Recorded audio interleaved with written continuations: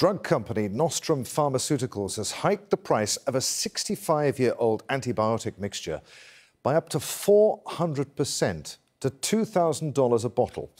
Nostrum's wasn't the only price hike last month. It was one of 60, according to analysts at Wells Fargo. Drug price hikes of essential medicines are coming under political scrutiny from China to the US. Remember Pharma Bro? Martin Shkreli, or Pharma Bro, became infamous back in 2015. The former CEO of Turing Pharmaceuticals raised the price of an AIDS drug from $13.50 to $750 a tablet, sparking a huge backlash. The reality is that drug makers can boost prices so that they and middlemen can make bigger profits. Well, developing a drug is estimated to cost around $2 billion, but with advances in artificial intelligence, some are saying that those metrics could change. And should the consumer really have to pay those costs? Well, the most expensive drugs are those that treat the rarer diseases. In the UK, NHS spending on drugs is rising at 5 times the rate of its budget, according to the King's Fund think tank. The cost of cancer drugs in China was highlighted recently by the Chinese film Dying to Survive. And it's becoming a political issue too in the US, with President Donald Trump putting pressure on companies like Pfizer to lower prices for life-saving prescription drugs. Joining us now from London is Gustav Ando. Gustav's a Senior Director and Vice President within the Life Sciences Group at IHS Markit. Good to have you with us. Who decides on the pricing of a new drug? Is there a world body that decides what's fair and what isn't? No, very good question. Not really, no. So it really depends on the country that you're talking about. Each country has its own healthcare system, its own healthcare budget, and by extension, its own system of charging or deciding on what a new treatment should be priced at and what is a fair level. So in many countries, it's a very heavily regulated market and very difficult to charge, I guess, what you would call excessive prices.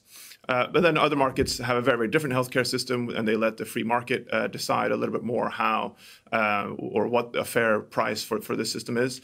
And in which case there's a multiple layers of actors who decide on the price, starting with the pharmaceutical company itself, proposing a price and then having payers, insurance companies, and other bodies that can then weigh in to decide whether this is actually a fair price or not. And then there can be a negotiation based on that. Can you give us any specific examples where that actually happens? Sure. I don't want it to become maybe too UK-centric, but for example, in the UK, there is a very lengthy process. Although actually the government has ensured to try to quicken that process, and actually some of the recent new innovative treatments have come to the UK a little bit quicker than usual. But there's sort of a to and fro discussion between the pharmaceutical company on the one hand, who have also been developing this treatment for, let's say, 10 years or 5 years. And conducted multiple clinical trials, and many drugs have failed along the way to be able to get to this potentially one successful one. And they have an idea of what they think the price of the treatment should be. But then the government, obviously, on the other hand, has its budget that it needs to weigh up against, and has its own system and its own mechanism to decide on what a fair price for the treatment should be. And very often there's actually an initial rejection of the price, and they go back to the drawing board and they have more discussions, and then ultimately they hopefully will reach an agreement on what is a fair treatment or what is a fair price for this treatment. How is the big disruptor digitalization affecting big pharma, with people taking more better control of their lives, with computers now able to predict perhaps people's chances of succumbing to certain illnesses or conditions? Shouldn't digitization mean the price of medicines going down and not up in the future? Yes and no. I mean, it really depends on what angle that you're looking at. Digitalization, for sure, changes almost everything within healthcare.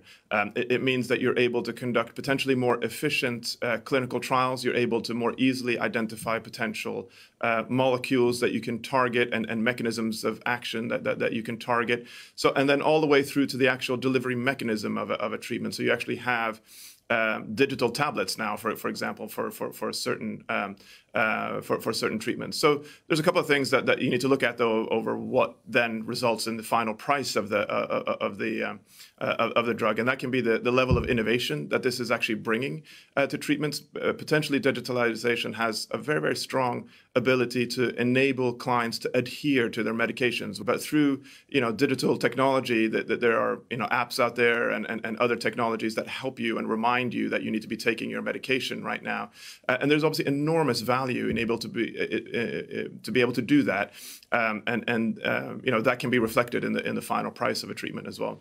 So tech companies will be the driving force of digitalization in the pharma industry. These companies, like all tech companies, are going to own data, lots of data on therapies, on patients and research. Sure.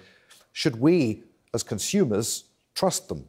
Well, we already do to an extent. This is very, very sensitive data, clearly, and again, the healthcare and pharmaceutical sector has extremely strict privacy guarantees around this. So, in order to enter this market, or in order to be able to provide technology for this, you have to sign up to some of the most strict privacy laws that are possible in this case.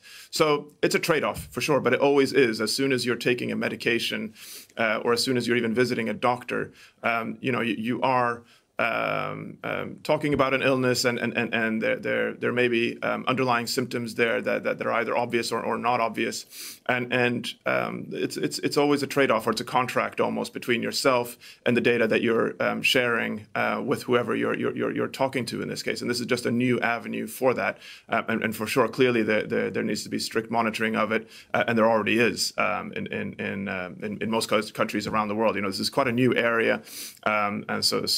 There are definitely reforms taking place and regulatory clampdowns to make sure that there is protection in place for patients and consumers. Gustav, great to talk to you. Many thanks indeed for being with us on Counting the Cost. Thank you so much.